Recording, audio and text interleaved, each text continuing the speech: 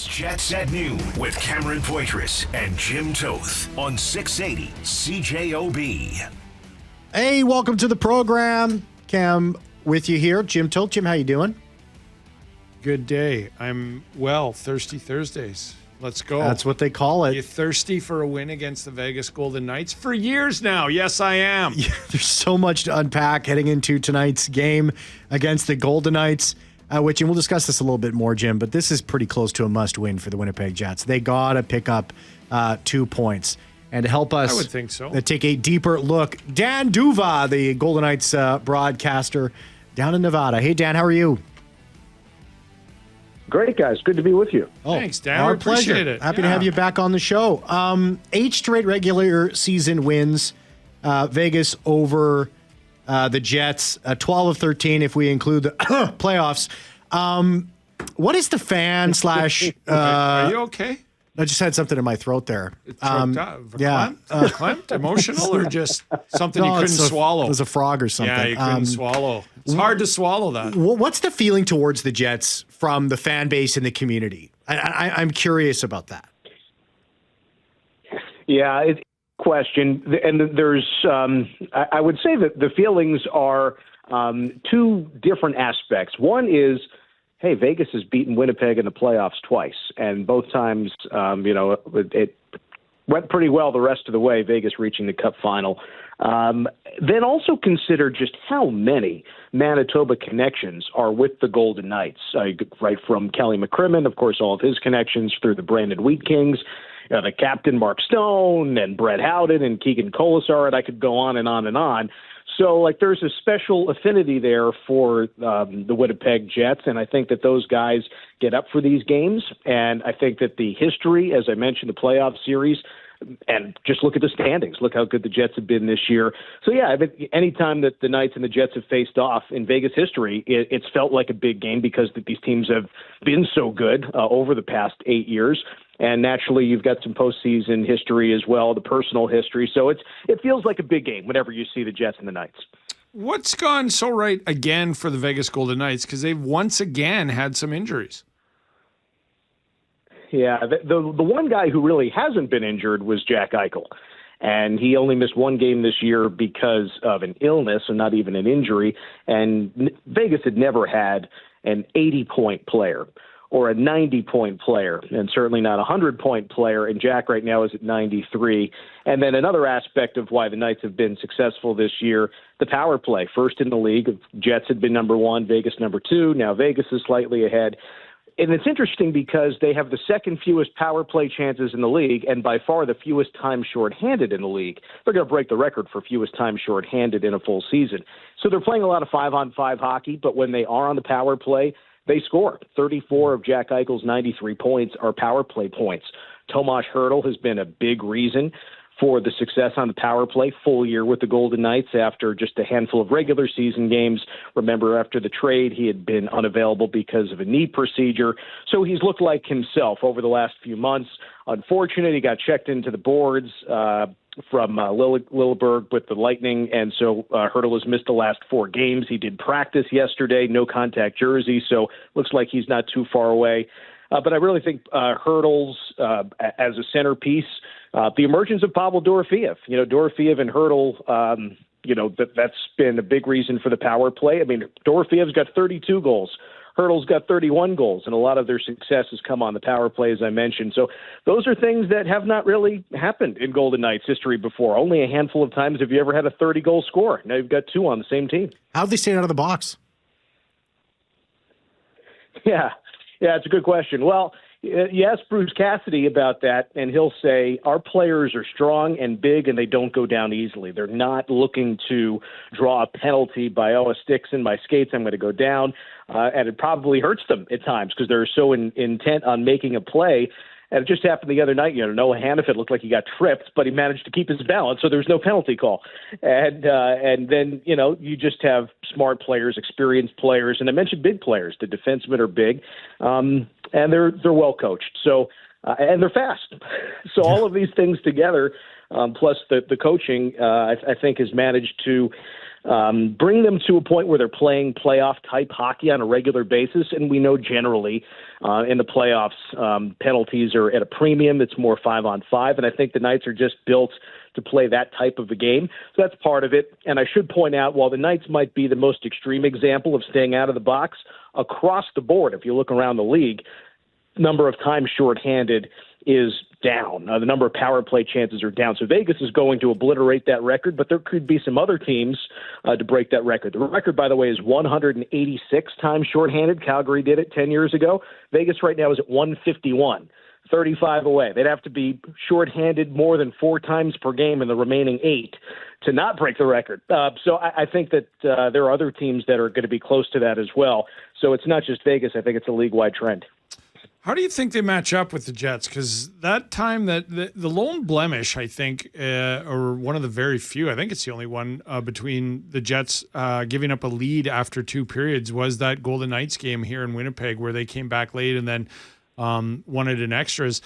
These are 2 teams that, once again, match up very well despite the success of Vegas over Winnipeg the last couple of seasons. How do you like the Jets or the matchup itself, Dan? Yeah, well, it's number one from the broadcast booth, it's entertaining. We root for exciting, close games. A lot of fun, with dramatic finishes in the radio booth. Yeah. And there's just so many familiar names, right? I mean, it's, I spend time, like when the Golden Knights play, say, the Philadelphia Flyers twice in the span of 3 games, it's like a totally different team than the last time Vegas saw Philadelphia, 350 days earlier. But with the Knights and Jets, there's just so much familiarity, and I think that familiarity, in a hockey sense, builds contempt, right? Where these guys, have that rivalry, and from a fan's point of view, as you brought up earlier, there's a lot of intrigue there. As it relates to the matchup itself, you talked about the comeback for the Knights. Vegas has been among the best come-from-behind teams in the NHL, and part of that is their third period success. They've got 102 third-period goals. They're plus 41 in the third period coming into today. Best in the league, and that just goes hand in hand with their come from behind success. And what Bruce Cassidy would tell you is the team gets better as the game goes along, and it's sort of like a punch counter punch. And that's when these great teams face off like Vegas and Winnipeg, it's like a battle of heavyweights. So one team's got to get a huge right cross, and then how does the other team respond? And typically Vegas will start pretty well, take a punch like they did from the Oilers the other day, and they punch back. Just so happened, Vegas had been up 1-0, fell behind 3-1. The questionable penalty against Braden McNabb, that was not a penalty, but they called it. Almost as if the referees that night did not get the memo that the Knights don't take penalties. But anyway, Vegas did get a goal in the third period, but ultimately did not find the equalizer in completing the comeback against the Oilers. Again, another really good game. But yeah, it really has been that mentality of Vegas gets better as the game goes along. It's almost like they can play so many different ways. They can beat you in so many different ways. It's almost as if they're building toward feeling it out. Okay, how are we going to beat this particular opponent? And then they just work more and more toward that. And they're balanced, too. I mean, you even look at, like, Brett Howden is centering the fourth line. He's got 22 goals this year. His previous career high was 9. So you do have the balance there. And as I said, they seem to build as the game goes along with those numbers, the third period in particular, really proving that. We only got about 30 seconds here, Dan, but I wanted to ask you this. What's the biggest question mark for Vegas heading into the playoffs? Like something you can underline and be like, this is something that I think may come back and maybe a big thing in the playoffs that might come back. All their weaknesses. Yeah, well, the numbers would indicate the penalty kill. They're ranked 25th there. As I mentioned, they're shorthanded so rarely. They actually have allowed fewer power play goals than the Jets, 37-38. But their percentage is not as good. But in the playoffs, you got to figure that out. Riley Smith and William Karlsson back together. They had been the best penalty-killing duo over the years. They're back together, so maybe that'll help things, especially going into the playoffs. Dan D'Uva, Vegas Golden Knights broadcaster, joining us on the program. Dan, thanks so much. Always appreciate it. Take care. Enjoy the game tonight. Thanks, guys. My pleasure. Best wishes to you. Yeah, you thanks, as well. Dan. Great stuff as always. And as he said, a lot of fun when they meet up, right? Like it's, fun. I know not for Jets fans because it's been 8 games now, but listen, these are the games. There's a few teams that I circle on the calendar, and I'm just like, ugh. It's like when they play the Oilers or the Leafs or the Habs. There are always games that are like there's that extra little bit of juice that flows, and these are the games that you just you don't want to lose to Vegas anymore. It's been enough. Like I said at the start of the segment, 8 straight regular season wins. They haven't beat them since March 2022, 12-13 in the playoffs. Jets have lost enough to the Golden Knights. And Dan made a fabulous point about Jack Eichel, and we rewind too. Remember when he wanted that surgery in Buffalo, and they were like, no, and no hockey player had ever had it. It was the next surgery Peyton Manning had, and then you didn't know how he was going to respond. And, last year it was what it was. He got it crushed 2 years ago by to Chuck in the playoffs. Or was that last year? I forget which year he absolutely destroyed him with an open ice hit. But basically now he's rounded out to – he was drafted second behind McDavid that year, and now he's a – 99-point player. Closing in on 100. Let's take a break. Let's come back.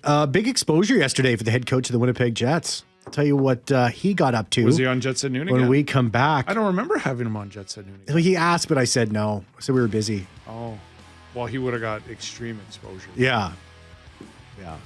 That's not a true story, by the way. And we always welcome Scott on the show. Average exposure. I'll ask you, Jim. We already got a text message on this from Mike in Manitoba. Yes, he says tonight is a must-win game for the Jets. Dare I say, from now on, they all are. But I'll ask you that same question as the show goes on. Head coach of the Winnipeg Jets, Scott Arniel, joined Jim Rome on the Jim Rome Show. Jets at Noon is brought to you by Wash Method Car Wash, by the way. Almost as big as Jets at Noon. 690 St. Anne's Road. VIP take on the text line to win a VIP car wash from our good friends at Wash Method, 204-780-6868. That's probably how he got on Jim Rome. Yeah. He probably said, well, I've already been on Jets at Noon, so. I would like to talk to you about your method of wash place. Yeah. And then Scott said, it's Wash Method, Jim. And they said, but I'd also like to talk about your hockey team. And he said, okay, well, if you do both, I'll join you. Yeah. Jim asked Scott many, many questions. They talked about Ovechkin. They talked about his time as a player. They talked a lot about Hellebuck, but also asked this question. Jim asked, anyone who has been in Manitoba or the Central Plains of Canada, never heard it referred to like that before, knows how special of a place it is. I'm certainly that represented to you in your career, coming full circle and coaching the Jets after you drafted by the organization in 81. You were the fan base that's so passionate. How would you describe it? Arniel said, for me, there's an 18-year-old kid in 81, met my wife, raised my kids there. It's a small town, loud, boisterous fan group that's just dying for a winner, dying for a chance to make a run at the Stanley Cup. Just to win would be so awesome. And to have the community behind us like we do, it's a driver. I believe that. When I had Scott on Off the Clock, and we didn't talk about hockey this season, anything like that, we talked about Scott. He would passionately love to bring a championship to the city and the province. Like Paul Maurice. Obviously, everyone wants to win. Paul Maurice even felt that too. Yes. I mean, what does he say right after he wins the cup? If you could win a title here, we'll be right back. Forget about it. While you're at it, listening to Jets at Noon, why don't you take a moment, if it is safe to do so, and you're obviously not driving your vehicle, and download the Jets at Noon podcast free on Apple, Spotify, Amazon Music, wherever you find your favorite podcasts, with exclusive Jets talking content only found there, and take Jets at Noon wherever you go and continue the conversation whenever you want. I'm a big walker. I walk. I run. I've become a runner. I'm a runner. Wait, you run? I run. You pop a couple of headphones in. Listen to your favorite podcast. Listen to your favorite podcast, Jets at Noon, of course. Jets at Noon. Just brought to you by Wash Method Car Wash, 690 St. Anne's Road. VIP take on the text line is going to win a VIP car wash from our good friends. I'm a walker. At Wash Method. I'm a walker.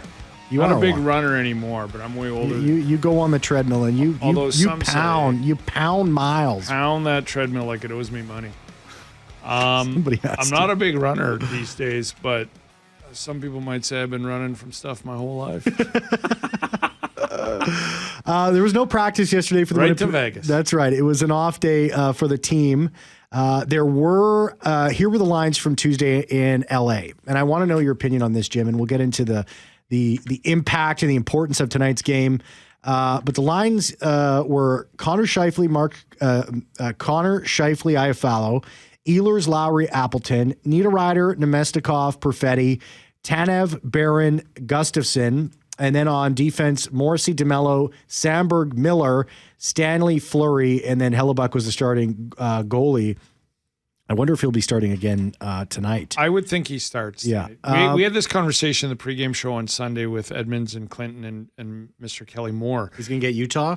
Well, Paul seemed to think, I thought he would have the weekends off, is how I painted it. He would, Comrie would play Utah, Chicago, and then Edmonton. But Paul made a very valid point. He thinks he gets Utah, Comrie. And then I think St. Louis and Dallas is Hellebuck. And then again in Chicago is Hellebuck, because he said you wouldn't want Hellebuck just being in Chicago, flying home and playing the next night, like the travel. So let him play, then fly home, and then rest. Mm-hmm. And so that it would be Utah on Saturday for Comrie, and then the Oilers, and then the Ducks game. Yeah. I think you're playing Hellebuck in the Ducks game. I know a lot of people, you'll probably know the standings by then, and a lot of people might go rest him. But then you're looking at, if he doesn't play the Oilers game and he doesn't play Wednesday, the final game against the Ducks, and they don't start the playoffs till Saturday or Sunday, there's a good chance Hellebuck's on. And maybe that's the best thing for him. I don't know. Yeah. But Hellebuck would want to, if he's not playing the Oilers game, Hellebuck would want to play another game that week. It seems to me to be too long of a break. It'd be too far. Yeah, and that's up to him, right? Yeah. Like that's there's a lot of people who, like, we had a text the other day that said, I don't think he should play 6 of the next 9 games. And I'm like, what are you talking about? Like, they have to solidify first. But they were like, they'd rather him not touch 60 games. And I'm like, I've always been, I know this is a hotly debated topic. I've always been fine if Connor Hellebuck plays 60 to 65 games. Yeah. I don't think playing 58 games compared to 63, it's 5 more games, hinders you come playoff time when you're an elite athlete at this level. It's a different story if you're talking 72, 75 games, then I get it, right? Yeah. But Hellebuck's a guy that I think wants to play minimum 65 games a year. And then I think he's all right with it being 60 to 65, depending on the coach. I think if you're telling Hellebuck you're playing less than 60 games, I think he has a problem. That's just my opinion. I think he has a problem with that. I agree with you, Jim. I think when, especially after last year, and you go, well, if you look at the numbers and you look at the baseline save percentage and goals against and all that, people will say, well, what happened? What was the difference between the regular season and the playoffs for Connor Hellebuck, right? In those 2 stats. And when you dive deep into the analytics, it starts to iron out what was actually going on in front of him in that series against Colorado. But he's not injured. Yeah, he's not tired. Like, it's not like a forward, right? People are trying to find a reason as to why those numbers looked like that. And it's because he's tired. And I don't buy that either. No, I don't think it's a factor for John Shannon believes it is. John Shannon, I know he does. And John Shannon I'll always defer to, because he's seen and watched and been around hockey a lot more than I have. Definitely, yeah. But I just disagree with that. Mm-hmm. I think in this day and age of elite athletes, and like I say, he's not getting hit. He's not a forward. He's not a defenseman. Mm-hmm. He's not Luke Schenn, who's played 1,000 games and his back acted up. And okay, if we know Oiler game on the 13th and Ducks on the 16th, we're not moving up or down. I could see you resting Schenn for a week and getting him, but that's not a Hellebuck. Hellebuck, and I don't know, but he's not getting worn down, beaten down like a forward or a defenseman. He's a rhythm goalie. Mm-hmm. When he gets going, he likes to go. Yeah. Now, he hasn't played more than 4 in a row this year. They've been adamant because of the 4 Nations. That added 3 games or 4 games or something like that. 3, he played in 3. So that's why I think it goes around. Like, he's definitely going tonight. He's for sure going against Dallas and St. Louis next week. And then it's up to them, right? So to me, the Chicago-Anaheim games are options if you know where you're finishing. You talking about deferring to John Shannon, I'll defer to Wade Flaherty and the Jets coaching staff. Yeah, exactly. They're not going to run Connor Hellebuck into the ground so he's not ready for the playoffs. Yeah. If you've heard how they've spoken all year long, it's about eliminating 8 teams, getting to this point, and the team isn't going to, take a tired Connor Hellebuck into the postseason. If he needs more rest, they will give him more rest. If Hellebuck, who knows his body better than anyone else, if he feels like he has had too much work, then he won't play much down the stretch. And to your point, I don't buy it. He's got a great relationship with Wade Flaherty, right? Of course. Like he and the coaching staff. It's not like he's going, I know you think this is best, Wade, but I feel best this way. Mm-hmm. They're pretty in sync. And to the point where I saw Wade a couple months ago at a game I was doing, I saw him as he came up. And it was, I forget what game it was, but it was a glove thing. Like he waved at it with his glove and he missed. And I think it was the only goal. But he came up after that, and I said, I said, hey, Wade. He was walking by. He's like, hey, how are you doing? I'm like, good. How are you? And stuff. I go, good first period. He goes, yeah. He goes, well, that's one he should. And I'm like, oh, really? I just thought that was a great shot. And he's like, no. That was a good shot. But he goes, it's Hellebuck. Hellebuck makes that save. And I was like, oh. And he goes, but that's the first thing he said to me. And I'm like, oh, okay. Like that. Like they're in sync is what I'm trying to say. Definitely. Beyond that, looking at the line, let's go from the defensive group. Do you think that's going to stay the same? It depends if Luke Schenn is going to be able to play, right? I think you'll see either one of Logan Stanley or Hayden Fleury or Colin Miller move out of the lineup. I don't think it's going to be Miller because he's a right shot. But if Luke Schenn, who is considered day-to-day, did not play against Los Angeles, I think defensive changes. I think if Luke Schenn needs an extra day or another little bit of time, you could see the same blue line trotted out this game. And I don't think people should be surprised by that if that's what happens. Well, I'll tell you one thing. Ville Heinola is not coming in today. Ville Heinola is not coming into the lineup unless they have some injuries. There is no way you're going to put a guy when you're chasing first or in the playoffs in. He hasn't played a game since February, and he played like a handful of games. He will come January. in if there's 2 injuries and they need him. I do not see them. Maybe Anaheim, if everything's solidified, they'll give him a game. That I could see. Mm-hmm. I don't know about Stanley. I wonder if that's a move made. Now, if Schen's healthy, you're right. But this is the ominous part of this season, right? Mm-hmm. They are going to dress the best lineup to try and get points and solidified first. But they're not going to risk anything. And risk, i.e., if his back is still tweaked or not 100% better, they won't risk that because they'd rather get it better for the playoffs. But that being said, if it's been 2 days and they go, look, it's as good as it was, yeah, he's going tonight. There's no option of we'll give you one more game just because. No, if you're good, you are going because they're trying to get first. Mm-hmm. So it's just this ominous area, right? Of look, we're not going to risk the playoffs, but we're also facing must-win games to get us into first. Yeah. Whereas, if they had an 8-point cushion and Luke says, I'm good to go, I go, we'll give you one more day here. Mm-hmm. There's no, we'll give you one more day, but also we're not going to risk anything. So it's a different kind of mentality right now, I think. The forward group, Kyle Connor, Mark Scheifele, Alex Iafallo, Ehlers, Lowry, Appleton. You think you're going to go back to Niederreiter, Lowry, Appleton, move Domestikov with Perfetti and Ehlers, join them again, and then keep Iafallo up on the top line? Or do you, because there's been, and Scott Arniel spoke about this, he wants to have that guy in front of the net on each line. And I think after you struggled, you got inside, but you didn't get those shots in. I don't think he's going to change his idea on this going up against Vegas. I think you're going to want to have somebody in front of the net, like Lowry, like Niederreiter, like Iafallo on those lines. I just don't see that changing on this go. That's exactly what I'm watching for tonight. Like, they didn't get enough traffic in front of Kemper. They didn't get enough shots, and they didn't get enough, down low stuff. So historically this year, when the Jets have played like that, win or lose, they're better the next game. And it's just ironic that it's Vegas because now you have to be better than that. You cannot beat Vegas by not getting to the front of the net, creating some havoc.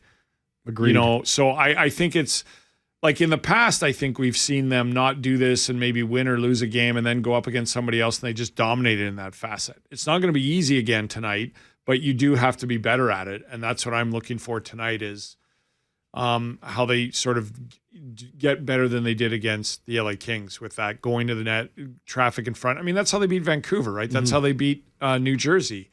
Iafallo was in front of the net. Morrissey shoots. And they, Mason Appleton crashes and gets the game winner. All 4 of those goals were net front. You got to, yeah. Now, I think LA and Vegas are 2 very good teams about not allowing that. So that's what I'm looking for tonight. That's going to be interesting. Here's the big question, Jim. And I usually announce this in the final segment of the show, but I'll do it now. The Washington Method Car Wash VIP text comes from Mike in Manitoba. He says, yes, tonight is a must-win game for the Jets. Dare I say that from now on, they all are. Well, Mike, I don't think they all are. Definitely against Dallas. That is a must-win game. But how close is this one, Jim? I said Dallas is a bigger game. There's no question about it. Dallas is a bigger game than this one. Yeah. But how close is this to a must-win? Dallas loses to Nashville, and I don't think they will, but Nashville got embarrassed and pumped by Columbus 8-4. They were down like 4-0 or something, came back, and then just got embarrassed 8-4. Now, Nashville's been embarrassed all year, so the punchback, I don't know. But I think Dallas wins tonight. So it's not a must win, but it's a very, very important game. I think this week is important that they needed to get 4 of 6 points minimum and likely 5. So now you're only reduced to the max you can get is 4. I think this is a very, very important game. Yeah, I think I don't think it's a must win, but I think it's a very, very important game. I think if they lose tonight, I'll say this: what is a must about it is they must get a point out of it tonight. Okay, that's what I was going to say. Is like I think that it's going to get real tight with Dallas here. They're on a heater. They could drop off. Listen, they're on a 9-game point streak. They've won 6 in a row. You could see a slowdown there for sure. I mean, we're in this ominous time where every time I think this way, then Washington gets pumped by Buffalo 8-5. Yeah. I was watching Colorado-Chicago last night. It was 2-0 for Chicago for 2 periods. Yeah, barely scraped Then it was 2-1, yeah. and there was less than 3 minutes to go or something, and they tie it, and they end up going to a shootout with Chicago. It's just that time of the year that Nashville could come in, and Dallas might go, well, this will be easy. And they could, you just never know. So the best thing you can do is take care of your own. And I think it's clear as we're all sitting here listening and talking, and our listeners know this too. It's pretty evident what the Jets can do better than what they did against LA. Yeah. First is protect the puck. Yeah, definitely. I mean, they can get better, but there's tension, Jim. There's tension. There's going to be tension all the way to the end here. There's pressure here, and this is what's good about it, right? Like this is the difference between beer league playoffs and National Hockey League. You need to embrace this and make a difference. You need to be better. You need to take this on, and I shouldn't say that because beer league does this too.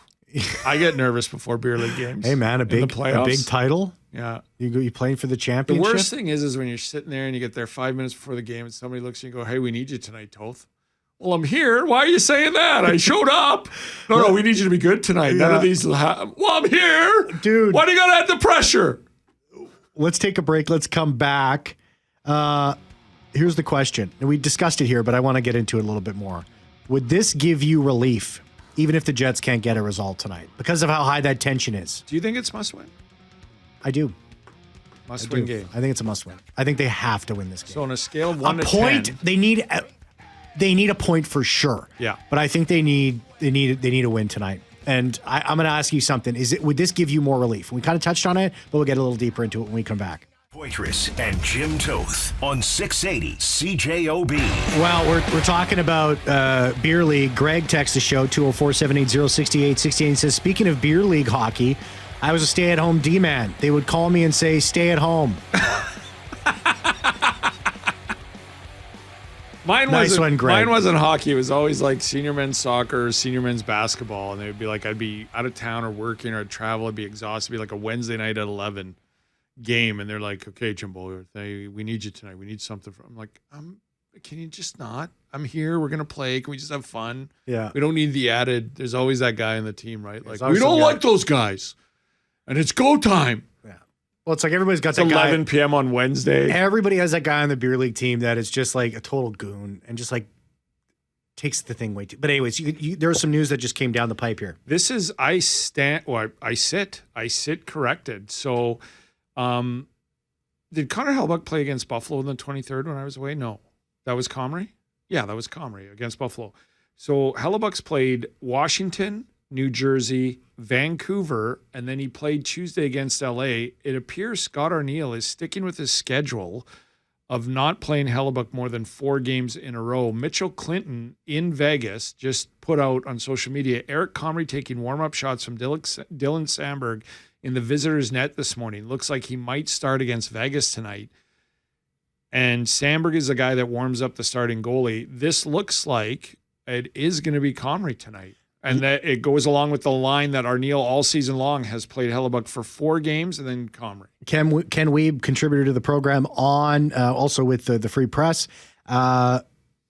is there in Vegas, and says Luke Shen is on the ice after missing the last Jets game too as well after stiffening up after the morning skate. So sounds like Luke Shen might be finding his way back into the lineup. What do you make of that? Like in some way I like it. Like they're not altering their it's been a great season. They're not altering their schedule and it's Comrie's turn. But on the other side of it, I'm like, you kind of need to win tonight. But Comrie can win the game. They can win the game with him. Yes, yeah. So there's got to be some confidence there. I mean, is the chance of them winning lessened? Well, yeah. I mean, you've Connor Hellebuck. So if they go for the next 4 games, then so it's Comrie tonight against Vegas, and then Saturday in Utah is Hellebuck. Monday at home in St. Louis is Hellebuck. This aligns to what Paul Edmonds was saying. Yeah, he doesn't think you're gonna fly Hellebuck home from sitting on the bench in Chicago and playing Edmonton. So he will align up to play Utah, St. Louis, Dallas, and Chicago. Fly home. Comrie gets the Oilers, and Hellebuck gets the Ducks. Dallas, of course, playing Nashville. We talked about it a lot today. Will it be a relief if the Jets don't get a result that they want and Dallas still loses? Yes. You feel better? Yes. I feel better. Like, I automatically feel better. Let me ask you this. The Jets win tonight. Are you over the moon? No, it's like, good. You needed to do that. Let's keep it going. Yeah, exactly. But if Dallas loses tonight, you're over the moon. You feel better. You are over the moon. You feel better about a Dallas loss Suck it, now Dallas. than a Jets win. That's absolutely right. Jim Toth, take you all the way to 2 o'clock. I got beer league there, so I didn't mean to say that. Sorry. Thank you very much. Apologize, everyone. Jeffrey Fortier producing the show. It's it for me back same time tomorrow. See ya.